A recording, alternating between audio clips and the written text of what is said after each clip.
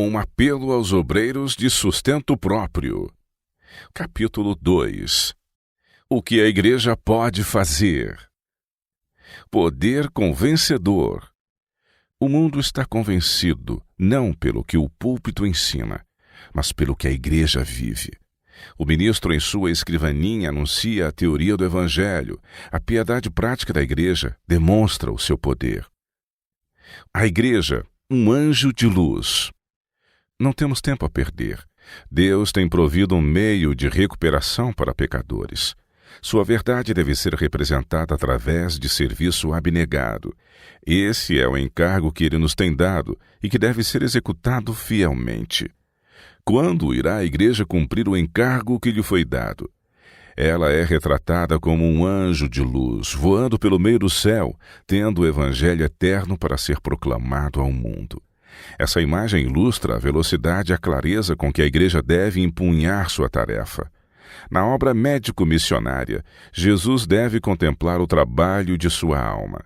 Seres humanos precisam ser arrancados como tições da fogueira. Unamos nossos esforços. A obra de Deus nessa terra jamais poderá ser terminada até que os homens e mulheres que compõem a membresia da igreja se mobilizem para o trabalho e unam seus esforços com os dos ministros e oficiais da igreja. Desenvolvimento de talentos nas igrejas. Em cada igreja há talentos, os quais, se usados da maneira correta, poderão se desenvolver para se tornar um grande auxílio nesta obra. O que se faz necessário agora para a edificação de nossas igrejas é o gentil trabalho de sábios obreiros para discernir e desenvolver talentos na igreja, talentos que podem ser educados para o uso do mestre. Deveria haver um plano bem organizado para empregar obreiros que fossem a todas as nossas igrejas, grandes ou pequenas, e instruíssem os membros em como trabalhar para a edificação da igreja, bem como pelos descrentes. O que necessitamos é de treinamento e educação. Os que trabalham em visitar as igrejas deveriam dar aos irmãos instrução em métodos práticos de fazer trabalho missionário. Nem toda a pregação do mundo reunida fará com que os homens sintam profundamente a necessidade das almas que perecem ao seu redor. Nada despertará nos homens e mulheres um zelo altruísta de sacrifício próprio, como enviá-los a novos campos para trabalhar pelos que estão em trevas. Preparem-se, obreiros, para irem às ruas e valados.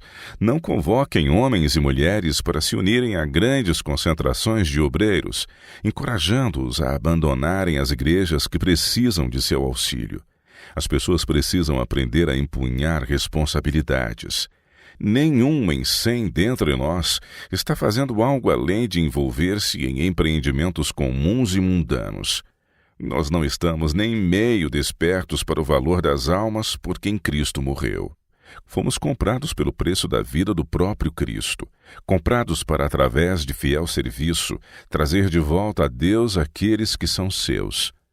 Não temos tempo atualmente para empregar nossas energias e talentos em negócios mundanos.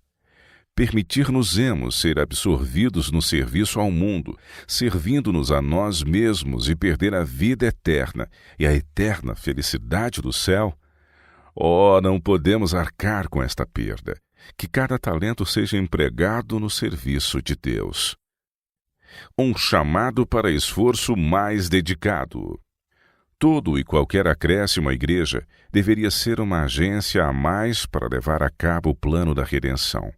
Cada capacidade do povo de Deus deveria ser consagrada para atrair muitos filhos e filhas a Ele. Em nossa obra, não deve haver indiferença nem egoísmo. Qualquer desvio do altruísmo, qualquer afrouxamento de um esforço diligente, significa uma enorme quantidade de energia entregue ao inimigo. Os modos mais simples de serviço. Métodos os mais simples devem ser criados para o trabalho e postos a funcionar entre as igrejas.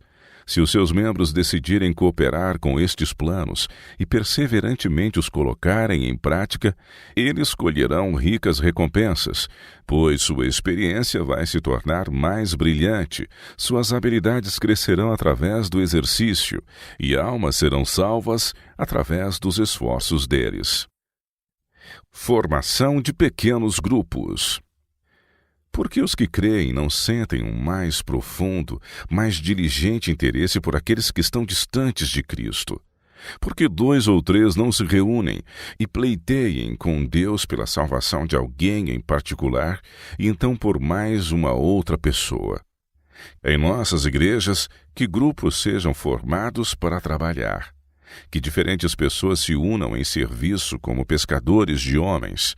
Procurem eles ajuntar almas, tirando-as da corrupção do mundo e levando-as à pureza salvadora do amor de Cristo.